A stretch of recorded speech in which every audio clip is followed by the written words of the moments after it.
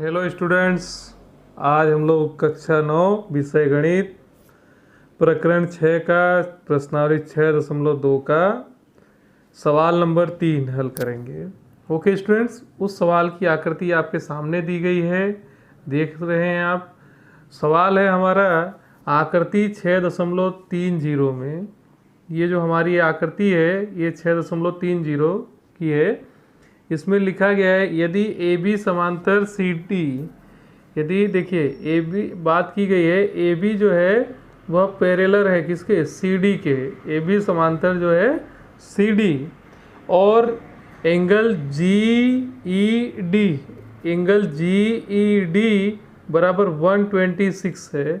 मतलब जो ये जी ई डी का मान है ये पूरा 126 है। तो आपको क्या निकालना है, एंगल ए जी ई निकालना है, दूसरा जी ई एफ निकालना है, और तीसरा क्या निकालना है, एफ जी ई निकालना है। कहने का मतलब आपको यहाँ जी का मान निकालना है, यहाँ पे ई का मान निकालना है, और यहाँ पे एफ जी ई का इस साइड का जी का मान निकालना है। ओके स्टूडेंट्स, चलिए हम लोग इसे सॉल्व करते हैं। हम लोग देखते हैं सवाल में क्या क्या दिया है, जो जो सवाल में दिया गया है और क्या क्या निकालना है उसको देखते जाएंगे। चलिए, स्टार्टिंग में हमें यहाँ पे दिया गया है डी ई एफ। आप ये देख रहे हैं ना, डी ई एफ, यहाँ पे ये 90 डिग्री का कोण बन रहा है। तो यहाँ पे हम लोग लिखेंगे एंगल डी ई एफ बराबर आपका ये कितना हो जाएगा, 90 डिग्री हो जाएगा। ओके स्टूडेंट्स, दूसरी बातें क्या दी गई है, आप देख रहे हैं जी ई डी, पूरा जी ई डी का मान कितना बोला गया है, 126 बोला गया है। इसलिए आप यहाँ क्या लिखेंगे, एंगल जी ई डी बराबर 126 दिया गया है। ओके स्टूडेंट्स, अभी क्या दिया गया है, अभी आप ये दो मान तो दिए गए हैं, ठीक है। ओके, उसके बाद अब हम लोग क्या लिख सकते हैं, देखो ये D E F, okay, D E F plus G E F,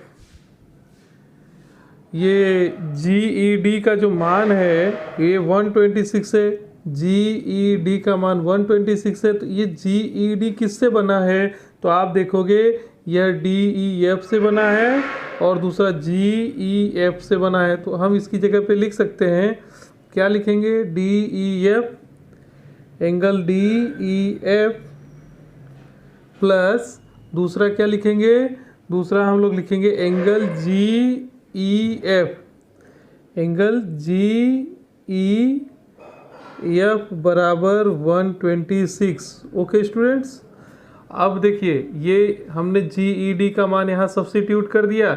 इसके बाद देखो ये 126 है।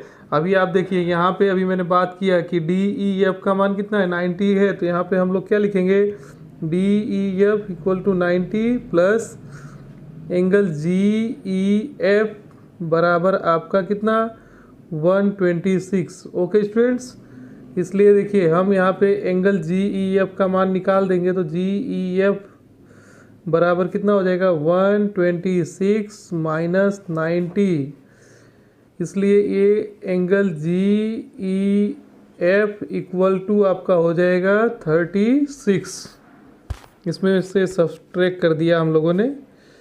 ये वैल्यू हमको किसकी मिल गई, जी ई एफ की मिल गई। हमें जी ई एफ का मान निकालना था, तो ये वाले ई का मान हमको मिल गया, जी ई एफ का मान मिल गया। अब हम दूसरी बात करते हैं, एंगल ए जी ई निकालना है हमें।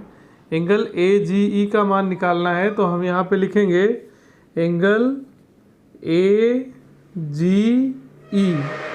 अब देखिए एंगल ए जी ई का जो मान है वो क्या हो जाएगा, angle G E F, angle G E F plus A G E बराबर जी ई एफ, फिर क्या हो जाएगा, E F G, okay, plus angle E F G हो जाएगा।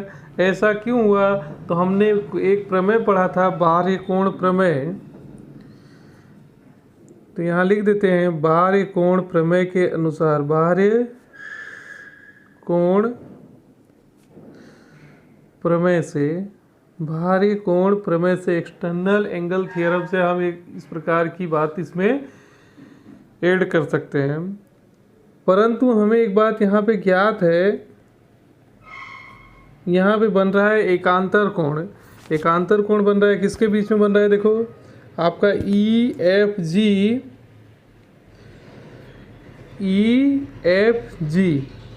बना रहा है किसके साथ एकांतर कोण? FED के साथ, बराबर एंगल FED बराबर होगा, किस नियम से बराबर होगा? तो आप बोलेंगे एकांतर कोण के नियम से,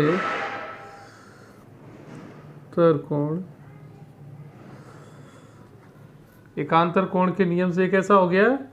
बराबर हो गया। अब इसके आगे देखिए हम लोग अब इसको सॉल्व करते हैं। अभी आप देखेंगे इस सवाल को। अब एकांतर कोण के नियम से हमने इसको बराबर बताया। एंगल FED की वैल्यू जो है हम लोगों ने पहले से ही बताई थी कि भाई कितनी है? 90 है। तो यहाँ पे FED की वैल्यू 90 हमने ऊपर बताई ही है, ये देखिए आकृति में। तो यहाँ पे लिखेंगे, इसलिए एंगल FED बराबर 90 डिग्री। ओके स्टूडेंट्स, अगर FED की वैल्यू 90 डिग्री है तो इससे आपको किसकी वैल्यू मिल जाएगी? EFG। एंगल EFG बराबर कितना मिल जाएगा? 90 डिग्री मिल जाएगा। ओके स्टूडेंट्स, यहाँ पे हम लोगों ने EFG की वैल्यू फाइंड आउट किया, उसकी वैल्यू 90 डिग्री मिल गई। अब हम क्या करेंगे, ये जो वैल्यू आई है EFG की यहाँ पे रख देंगे EFG के पास। AGE की वैल्यू हमने ऊपर निकाला है, ऊपर मालूम ही है हमको AGE की वैल्यू कितनी है? 126 है। तो इस समीकरण में हम लोग इसे रख देते हैं। तो इसलिए यहाँ लिखेंगे angle AGE equal to GEF plus angle EFG। अब यहाँ पे सबकी वैल्यू रखो। देखो AGE की हो गई आपकी 126 डिग्री। ओके, GEF की वैल्यू हमको यहाँ से मिल जाएगी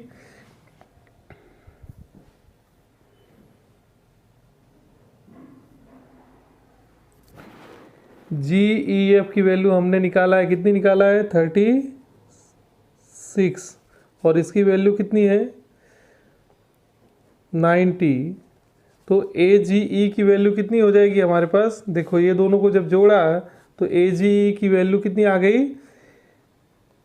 AGE बराबर आपका आ गया 126। ओके, इन दोनों को मान रखने के बाद इसकी वैल्यू हमको कितनी मिल गई? AGE की 126 मिल गई। ओके स्टूडेंट्स, GED की वैल्यू हमारे पास इतनी थी, AGE की वैल्यू हमारे पास कितनी आ गई? 126 आ गई। ओके स्टूडेंट्स, अब हम लोग आगे इसमें क्या करते हैं,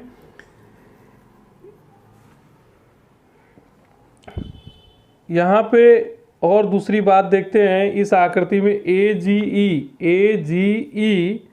और AGE और EGF देखते हैं। तो यहाँ पे जो बनने वाला एंगल है वो कैसा है? रैखिक कोण बन रहा है। देखिए आकृति को, AGE और EGF यहाँ पे जो बन रहा है एंगल वो कैसा है? रैखिक कोण बन रहा है। तो उस नियम से हम लोग इधर सॉल्व कर देते हैं इसको, रैखिक कोण के नियम से। ओके, यहाँ पे लिखते हैं, और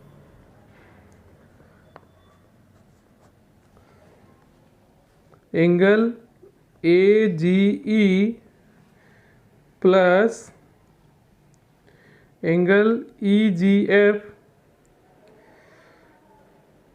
बराबर 180 डिग्री। 180 डिग्री बनने के पीछे का कारण क्या है?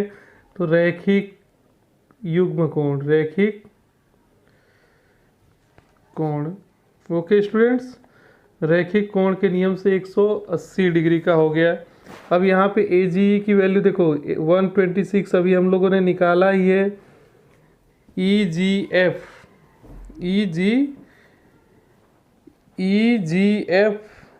की जो वैल्यू है वो हम यहाँ पे क्या कर लेंगे? निकाल लेंगे। तो यहाँ पे EGF ऐसे ही लिखते हैं हम लोग, बराबर 180।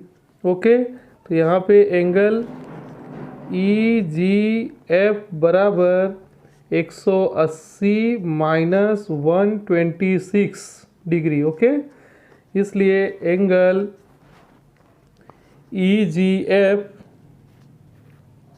बराबर कितना हो जाएगा, देखो इसमें से ये घटा देंगे तो आ जाएगा ये हमारा कितना 54 डिग्री। ओके स्टूडेंट्स, ये मान भी हमको प्राप्त हो गया। तो हमें जो जो मान कहा गया था वो सब निकाल दिया। अब लास्ट में हम लोग लिख देते हैं जो जो चीज़ें हमें निकालनी थी, लिख देते हैं। पहले सबसे पहले हम लोगों को क्या पूछा गया था, तो यहाँ लिखेंगे अतः इस प्रकार से angle A G E, angle A G ई पूछा गया था, वो हमने निकाला, कितना आया 126 आ गया है ऊपर। ए जी ई की वैल्यू देखो 126 आ गई। दूसरी वैल्यू क्या पूछी थी, जी ई एफ पूछा गया था। ओके, दूसरा जी ई एफ पूछा गया था, तो हमने ऊपर देखो जी ई एफ का मान निकाला था, कितना आया था 36 आ गया था, है ना, जी ई एफ का।